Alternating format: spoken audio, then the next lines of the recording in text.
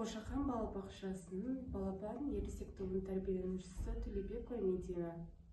Шеберлі әке еңбекқор ана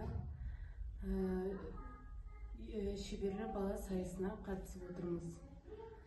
Қазақ халқы бағзы заманнан бері ерекше оюларға мән беретін болған.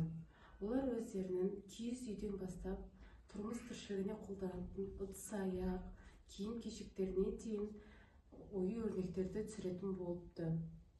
Қызым өзің көріп тұрғандай киім-кешектерде оюлар белгіленіп, әшекей бұйымдарда, бас киімдерде, ыдыс-аяқтарда, құмырауларда, тағы да басқа заттарда белгілейтін болған.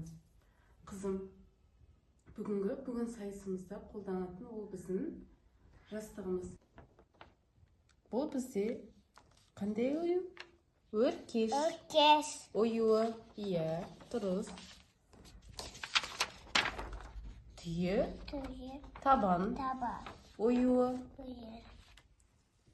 Қошқар. Мүйіз. Иә, дұрыс. Қызым, бұл құмырада қандай ою белгіленген? Қандай? Қошқар. Мүйіз.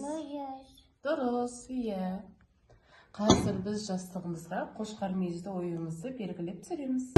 Қосбұрымың өріліп, тобығың ай төгіліп, көздің жауын аладай, сондай көркем көрініп, ай жүзіңі сарайлы, тамсандырды талайды, көрген жандар өзіңе қор қызындай ай қарайды.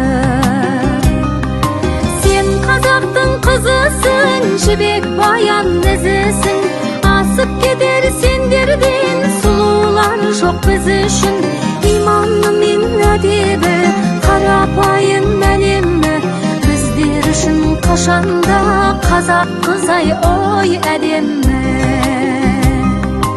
Өзін өзі баптаған, ана үлгісін жаттаған, қазақ қызы қадірлі, ар-ұятын сақтаған, ұзын киіп жамылған, үлкендерге бағынған, қазақ қызы осылай барша жұртқа ой танылған. Қызым, міне біздің жастығымыз дайын болды. Бұндағы бізде белгіленген қошқар мүйізді ою өрнегі. Ол біздің молшылықтың, тоқшылықтың белгісі болып саналады. Түркі тілдес халықтарда мүйізі бар жануарлардың барлығы киелі ретінде танып білген санайтын. Қызым, осы ою өрнектерді біз атадан балаға мирас етіп тапсырып, осы салт дәстүрімізді сақтай отырып, ою өрнектерімізді қастерлейміз. Әрбір ою өрнек ол біздің қазақ халқының өзінің ұлттық нақыштардың белгілерінің бірі болып табылады. Бүгінгі сайысымызға қатыса отырып, біз өзіміздің қазақ халқымыздың